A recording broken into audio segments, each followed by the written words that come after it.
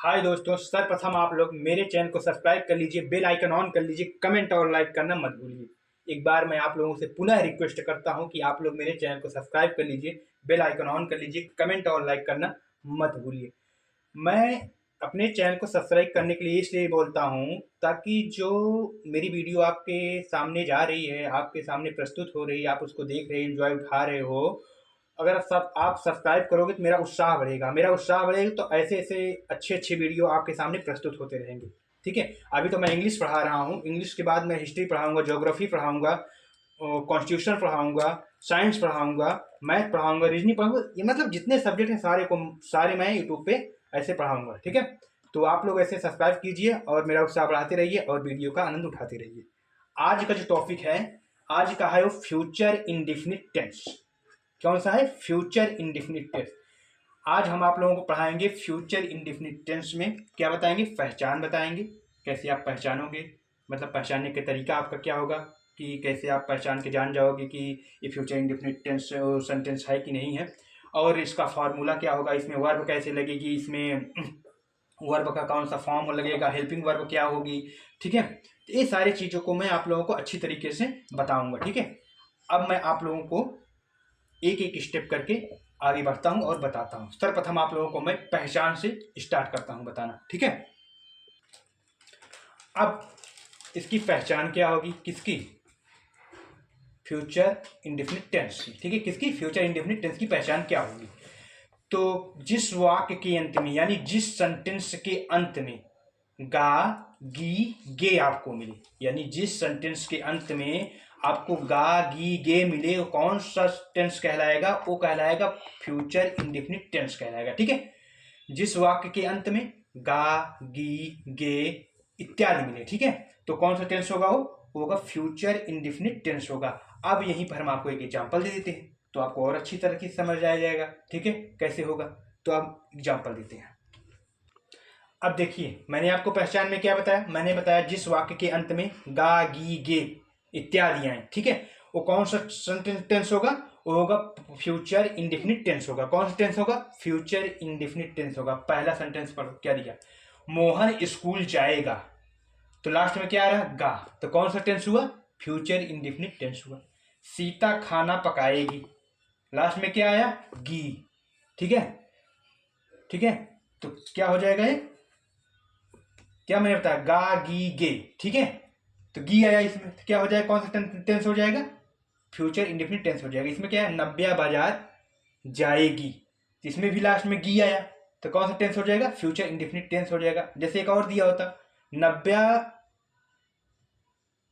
वो स्कूल जाएंगे, वे स्कूल जाएंगे, लास्ट में गे आया, तो भी सेंटेंस कौन सा होगा? पास्ट, ओ सॉरी, फ्यूचर इंडेफिनिट टेंस होगा। ठीक है। अब मैं आप लोगों को बताऊंगा, जानते हो क्या हेल्पिंग वर्ब इसमें कौन सी लगेगी? अब आप लोगों को हेल्पिंग वर्ब बताएंगे। हेल्पिंग वर्ब में क्या लगेगा? यानी जो फ्यूचर इंडेफिनिट टेंस है उसमें हेल्पिंग वर्ब आपका क्या होगा? विल या शैल होगा। या विल लगेगा या तो शैल लगेगा। ठीक है, लेकिन विल कहाँ लगेगा, शैल कहाँ लगेगा, ये तो जानना अति आवश्यक है। तो विल यहाँ पर लगेगा, देखो, विल, VILL, विल। विल जो है आप लोगों का, ये आई के साथ भी लगेगा, वी के साथ भी लगेगा, ही के साथ भी लगेगा, सी के साथ भी लगेगा, इट के साथ भी लगेगा। ठीक है, और कोई नाम दिया रहेगा उसके साथ भी लगेगा। ठीक है। अब आप लोग कंफ्यूज हो गए कि सेल कहाँ लगेगा। सेल वैसे लगता है आई और वी के साथ। किसके साथ लगता है सेल? आई और वी के साथ। सेल किसके साथ लगता है? सेल लगता है आई और वी के साथ। लेकिन जब स्ट्रॉन्ग इमोशन हो तब, कब लगता है? वैसे अगर आप कर्ता के साथ, सब्जेक्ट के साथ विल लगा दे रहे हो किसी भी के साथ, तो आपका सही है, गलत नहीं होगा। आई वी के साथ भी विल लगाओगे तब भी सही है, कोई दिक्कत नहीं है। लेकिन अगर सेल आप यूज करना चाह रहे हो, तो अगर स्ट्रॉन्ग इमोशन है, ठीक है, तो आप आई वी के साथ सेल का उपयोग कर सकते हो। ठीक है। और अगर आई बी के साथ सेल का उपयोग नहीं भी कर रहे हो तो कोई दिक्कत नहीं होगा, आपका सेंटेंस गलत नहीं होने वाला है, आप विल का ही उपयोग करके निकल जाइए, ठीक है, कोई प्रॉब्लम नहीं होगी। अगर आप नहीं करना चाहते तो मत करो, विल का उपयोग करके निकल जाओ, लेकिन आप करना चाहते हो तो आई बी के साथ सेल का उपयोग भी कर सकते हो, ठीक है। अब मैं आप लोगों को बताऊंगा वर्ब की कौन सी फॉर्म लगेगी, ठीक है। इसको आप लोग स्क्रीनशॉट ले लीजिए, ले लिए, यहाँ पर दे लिख लीजिए THEY, देवी है, ठीक है। तो हो गया, आप लोग इसकी शॉट लीजिए, फिर आपको अगला स्टेप पता है, हो गया। अब वर्ब यानी पास्ट कह रहे हैं, future indefinite tense. Future indefinite tense में वर्ब का कौन सा फॉर्म लगेगा? वर्ब का फर्स्ट फॉर्म लगेगा। कौन सा लगेगा? वर्ब का फर्स्ट फॉर्म लगेगा। फिर आगे क्या होगा आपका, पहले इसका आप लोग स्क्रीनशॉट ले लीजिए, ठीक है। वर्ब का कौन सा फॉर्म लगेगा? फर्स्ट फॉर्म लगेगा। फिर आगे का कोई उतना है नहीं प्रॉब्लम, मैं स्ट्रक्चर बना के अब समझाता हूँ आप लोगों को, ठीक है। यानी 6 प्रकार के जो सेंटेंस है उसका स्ट्रक्चर बना देता हूँ और फिर अब एग्जाम्पल दे के समझा दूंगा, ठीक है। इतना समझ में आया है आप लोगों को ना? आप लोग मेरे चैनल को सब्सक्राइब करते रहिए बार बार, ठीक है। अरे बार बार नहीं, एक लोग तो एक ही बार करोगे, लेकिन अपने दोस्तों से करवाते रहिए, ठीक है। क्योंकि जब आप मेरा चैनल सब्सक्राइब कराते रहेंगे तो मेरा उत्साह बढ़ता रहेगा। जब बढ़ता रहेगा तो नए नई वीडियो आते रहेंगे आपके समक्ष देखने के लिए। अभी तो इंग्लिश टेंस चल रहा है ना, इसके बाद एक्टिव पैसिव आएगा, एक्टिव पैसिव के बाद डायरेक्ट इनडायरेक्ट आएगा, डायरेक्ट इनडायरेक्ट के बाद कनेक्टर से आएंगे, आपको ट्रांसलेशन करना सिखाएंगे, ठीक है। तो आप लोग दिक्कत मत लीजिए, बहुत अच्छी जगह आप लोग पढ़ रहे हैं, ठीक है। तो चलो स्क्रीनशॉट ले लीजिए एक बार, मैं फिर अगला स्ट्रक्चर आपको बताता हूँ। अब देखिए आप लोग स्ट्रक्चर सेंटेंस का कैसे बनेगा, ठीक है। ये 4 प्रकार के सेंटेंस का आपके सामने प्रस्तुत किए हैं, उनका स्ट्रक्चर। पहला है अफर्मेटिव सेंटेंस। अफर्मेटिव सेंटेंस का किसका है? फ्यूचर इंडेफिनिट टेंस का है स्ट्रक्चर, ठीक है। पहली बात तो ये जान जाइए, नहीं पता लगा आप लोग पता नहीं चले किसका है। अच्छे से स्क्रीनशॉट ले लीजिए, फिर आपको समझाते हैं, ठीक है। ले लीजिए। अब आपको बताते हैं कौन सा पहला अफर्मेटिव सेंटेंस का है। अफर्मेटिव सेंटेंस सर्वप्रथम आप लोग क्या करोगे अनुवाद करते हुए? इसमें सर्वप्रथम आप सब्जेक्ट लिखोगे, सब्जेक्ट के बाद विल या शैल का प्रयोग करोगे, फिर प्लस वर्ब का फर्स्ट फॉर्म, फिर प्लस सब्जेक्ट, फिर प्लस फुल स्टॉप। दूसरा हमारा सेंटेंस रहेगा निगेटिव सेंटेंस। निगेटिव सेंटेंस में क्या रहेगा? पहला सब्जेक्ट, फिर प्लस विल या शैल का प्रयोग, प्लस नॉट, प्लस वर्ब का फर्स्ट फॉर्म, फिर प्लस ऑब्जेक्ट, फिर प्लस फुल स्टॉप। तीसरा मेरा रहेगा इंट्रोगेटिव सेंटेंस। इंट्रोगेटिव सेंटेंस हमारा क्या होता है? जो हेल्पिंग वर्ब पहले आ जाती है सब्जेक्ट के, क्या हो जाएगा? विल या शैल, ठीक है। प्लस सब्जेक्ट, प्लस वर्ब का first form, plus object, plus प्रश्नवाचक चिन्ह। फिर क्या हो जाएगा? इंट्रोगेटिव, यानी इंट्रोगेटिव निगेटिव सेंटेंस में, इसमें हो जाएगा विल या shall, plus subject, plus not, plus verb का first form, plus object, plus प्रश्नवाचक चिन्ह। अब इसी तरह आपको WH फैमिली हो जाएगी। WH फैमिली में केवल यही आपको क्या जोड़ देना है? WH वर्ड यहाँ पर, ठीक है। यहाँ पे पहले WH वर्ड प्लस विल या shall plus subject plus not हटा दीजिए अभी, क्योंकि WH फैमिली का इंट्रोगेटिव बता रहे हैं, तो WH फैमिली का interrogative plus WH family, will या shall plus subject plus verb का first form plus subject plus प्रश्नवाचक चिन्ह। अब WH फैमिली में क्या हो जाएगा? इंट्रोगेटिव निगेटिव, तो क्या हो जाएगा इसी में? WH फैमिली के वर्ड प्लस विल या shall plus subject plus not plus verb का first form plus object plus प्रश्नवाचक चिन्ह हो जाएगा, ठीक है। अब WH फैमिली होता कैसे है? अभी आपको सेंटेंस में जब करवाऊंगा तो उसमें आपको बताऊंगा, ठीक है। तो उसी में आपको दिखाऊंगा, देखो ऐसे पूरा ट्रांसलेट करके। अब आप लोग स्क्रीनशॉट लीजिए, फिर हम आप लोगों को इसका एग्जाम्पल के माध्यम से आपको प्रैक्टिस करवाते हैं, हो गया। चलो चलते हैं। जैसे मैंने एग्जाम्पल में लिखा वह स्कूल जाएगी, इसका किसमें ट्रांसलेट करना है? इसका मुझे करना है आपको अफर्मेटिव सेंटेंस। किसमें? Affirmative sentence. तो सर्वप्रथम आप लोग जानते हो अफर्मेटिव सेंटेंस का क्या होता है स्ट्रक्चर। तो अफर्मेटिव सेंटेंस का स्ट्रक्चर होता है, पहले आपका सब्जेक्ट आ जाएगा, प्लस विल या शैल आ जाएगा, ठीक है। विल या शैल आ जाएगा, प्लस वर्ब का फर्स्ट फॉर्म आ जाएगा, प्लस ऑब्जेक्ट आ जाएगा, प्लस फुल स्टॉप। यही है, ठीक है। अब देखो करते हैं। तो पहले क्या पहचानोगे? वर्ब। तो वह स्कूल जाएगी, कौन सा कार्य हो रहा है? जाने का कार्य हो रहा है, तो जाएगी क्या हो जाएगा? वर्ब हो गया। और वर्ब में ही हमने आपको बताया था कौन या क्या करके प्रश्न कर लो और सब्जेक्ट मिल जाएगा। तो कौन जाएगी, वह जाएगा, तो वह जाएगी, ठीक है, वह जाएगी तो वह क्या हो गया, सब्जेक्ट हो गया। कहाँ जाएगी, स्कूल जाएगी, तो हो गया ऑब्जेक्ट, ठीक है। वर्ब में कहाँ से करके प्रश्न कर लो तो ऑब्जेक्ट मिल गया। अब आपको मिल गया तो आप ट्रांसलेट करो। पहले क्या है, सब्जेक्ट, सब्जेक्ट क्या है मैंने, तो सी, लड़की है तो वह के लिए सी प्रयोग करोगे, सी। फिर क्या है, बिल या सेल, तो मैंने बताया था ना कि बिल सभी के साथ आप बिल का प्रयोग कर सकते हो, आई वी के साथ सेल का प्रयोग कर सकते हो, ठीक है। तो यहाँ क्या हो जाएगा, विल,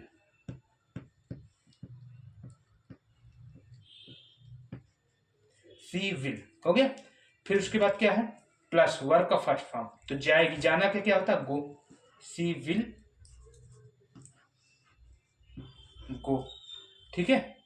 कहाँ, school, to school, S C H double O L, ठीक है, फुल स्टॉप हो गया ना आपका।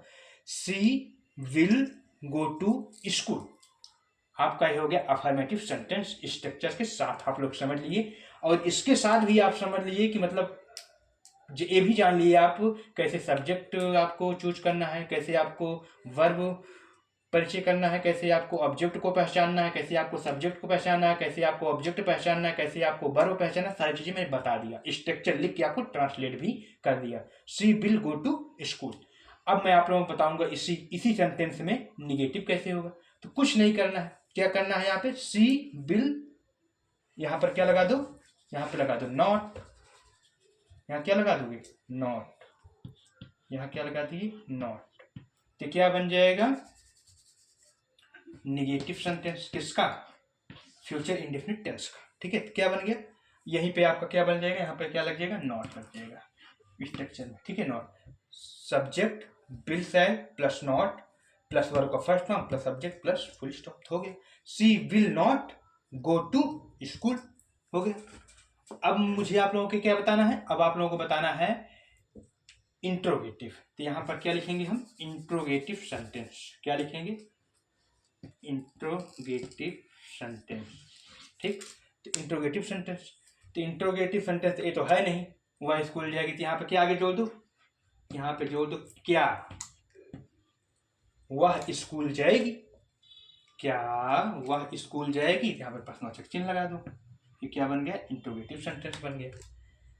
अब इंट्रोगेटिव के लिए इसको पूरा हम आपको इरेज करते हैं, इसको इरेज करके फिर इसका अब आप लोगों को क्या आ गया, इंट्रोगेटिव सेंटेंस। इंट्रोगेटिव सेंटेंस में फार्मूला मैंने आपको लिखा है, क्या होगा, बिल या shall plus subject plus verb का first form plus object plus प्रश्नवाचक चिन्ह। ट्रांसलेट करते हैं, आप लोग जानते हो कौन सा सब्जेक्ट है, कौन सा ऑब्जेक्ट है, कौन सा वर्ब है, बता ही चुके हैं, बताने की जरूरत है नहीं।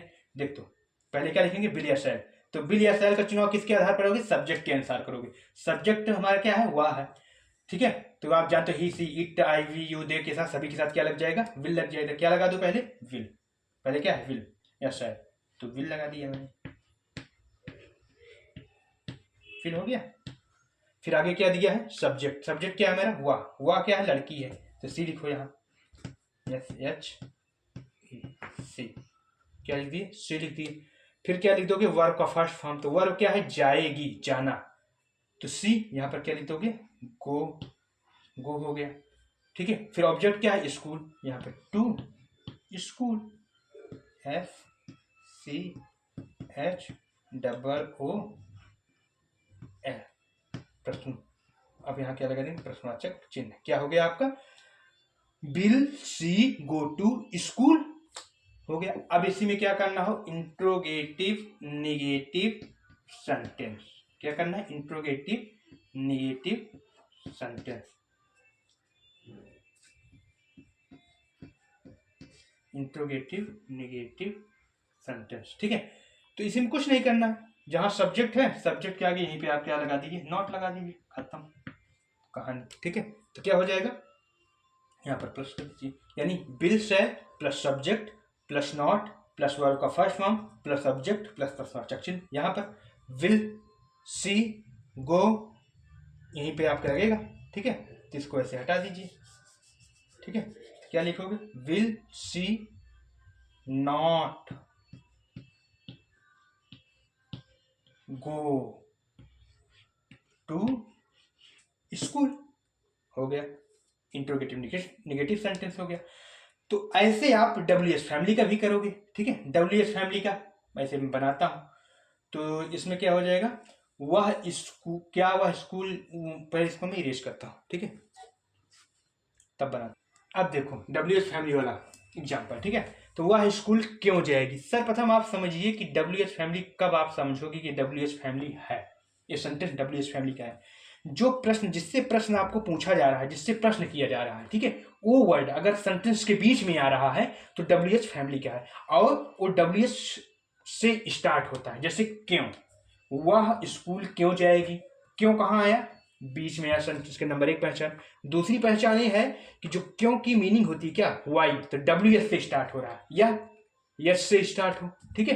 तो ऐसे सेंटेंस को क्या बोलेंगे, WH फैमिली के सेंटेंस बोलेंगे। जैसे इसी को मैं बोल दूं, वह स्कूल कहाँ जाएगी, कहाँ का क्या होता है, कहाँ किस में आ, सेंटेंस के बीच में आ रहा है। दूसरी बात, कहाँ की मीनिंग क्या होती है, वेयर, तो वेयर WH से स्टार्ट हुआ। वह स्कूल कैसे जाएगी, कैसे कहाँ, कैसे कहाँ पे आ रहा है, सेंटेंस के बीच में आ रहा है। और कैसे की इंग्लिश क्या होती है, हाउ, हाउ WH से स्टार्ट हो रहा है, इसी तरह होता है। तो पहले क्या मैं लिखवा था, WH फैमिली के वर्ड सामने होंगे, तो क्या है, क्यों, क्यों का क्या होता है, वाई, यहाँ क्या लिख दोगे, वाई, WH वाई, वाई हो गया। फिर उसके बाद क्या होगा, फिर उसके बाद हेल्पिंग वर्ब होती है, ठीक है। फिर उसके बाद क्या होती है, हेल्पिंग वर्ब होती है, ठीक है। तो हेल्पिंग वर्ब आपका क्या हो गया, विल। फिर उसके बाद सब्जेक्ट सी, जानते ही हो। फिर उसके बाद क्या हो जाएगा, वर्ब का फर्स्ट फॉर्म गो। फिर उसके बाद object to school, SCHOOL,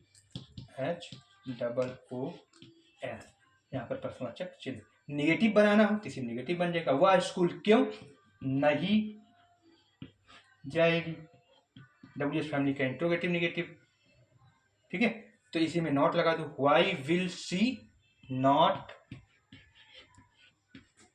go to school. आपका यहीं पे ट्रांसलेट, छह सेंटेंस का ट्रांसलेशन जो है समाप्त होता है, ठीक है, फ्यूचर इंडेफिनिट टेंस का। अब इसको मैं इरेज करूंगा। अब ये जो है ना, फ्यूचर इंडेफिनिट टेंस में दूसरे टाइप का, यानी कैसे, कभी कभी आप लोग कंफ्यूज हो जाते हो। जैसे दिया है, सीता अपने दोस्त के घर जाएगी। जब किसी सेंटेंस में, यानी फ्यूचर इंडेफिनिट टेंस में, फ्यूचर इंडेफिनिट सेंटेंस में जब आपको कहीं सर्टेनिटी और प्लान नजर आए, मतलब किसी सेंटेंस में जब आपको, फ्यूचर इंडेफिनिट सेंटेंस में जब आपको प्लान नजर आए या निश्चितता नजर आए, कोई निश्चित कार्य करेगी ही या कोई योजना बना के काम कर रही है, तो उसमें क्या है, शैल बिल की जगह पर दूसरा चीज बी का प्रयोग होगा, यानी बी के स्थान पर क्या आएगा, इज एम आर आ जाएगा, ठीक है। जैसे आपको मैं लिख के बताता हूँ, जैसे होता नहीं कि विल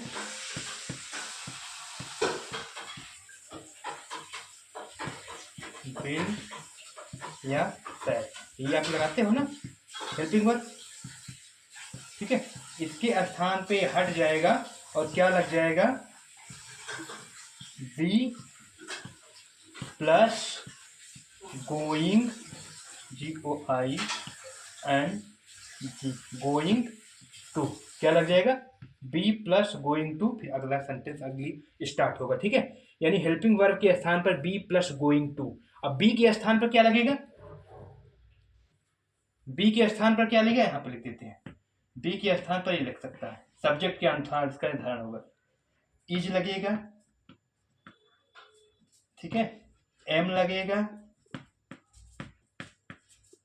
आर लगेगा, क्या लगेगा, इज लगेगा, एम लगेगा, आर लगेगा, ठीक है, बी के स्थान पर।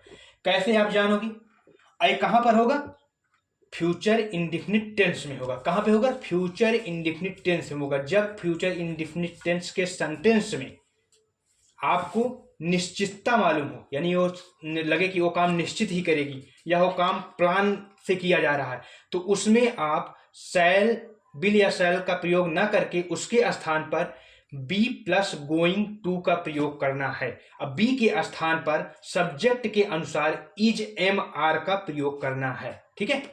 अब मैं तुमको सॉरी, मैं आपको एग्जाम्पल देके, एग्जाम्पल तो दिया है, इसका ट्रांसलेट करके आपको दिखाता हूँ, ठीक है, तब आपको समझ में आएगा।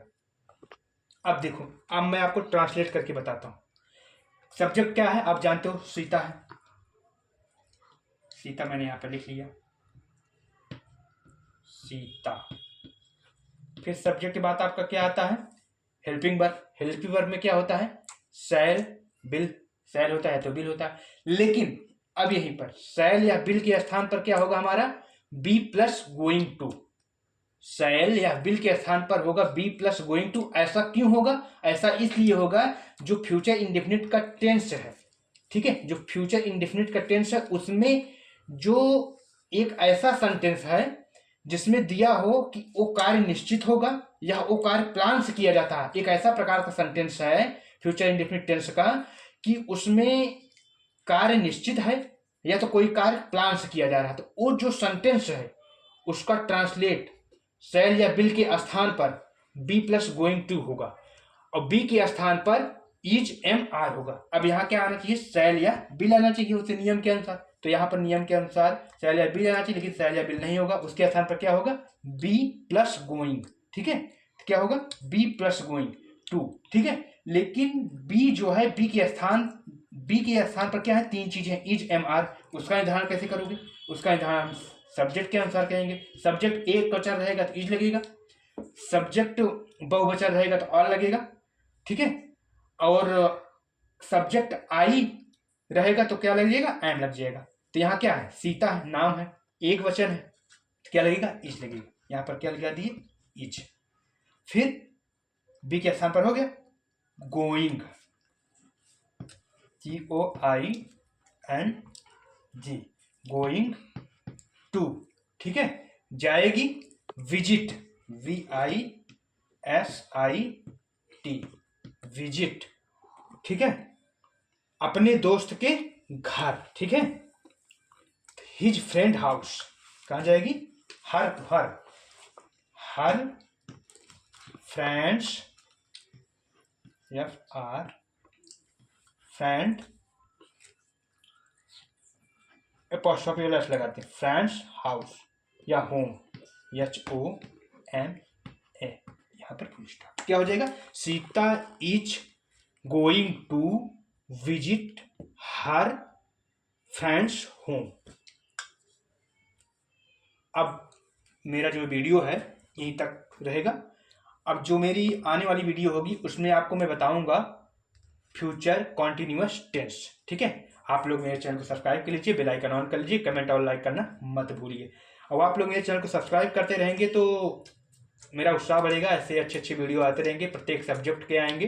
अभी तो हम इंग्लिश पढ़ा रहे हैं, मैथ्स भी पढ़ाएंगे, फिजिक्स भी पढ़ाएंगे, केमिस्ट्री भी पढ़ाएंगे, साइंस भी पढ़ाएंगे, हिस्ट्री भी पढ़ाएंगे, ज्योग्राफी भी पढ़ाएंगे, प्रत्येक चीज़ें पढ़ाई जाएंगी यहाँ पर। आपको आप केवल वीडियो का आनंद उठाते रहिए। थैंक यू, धन्यवाद।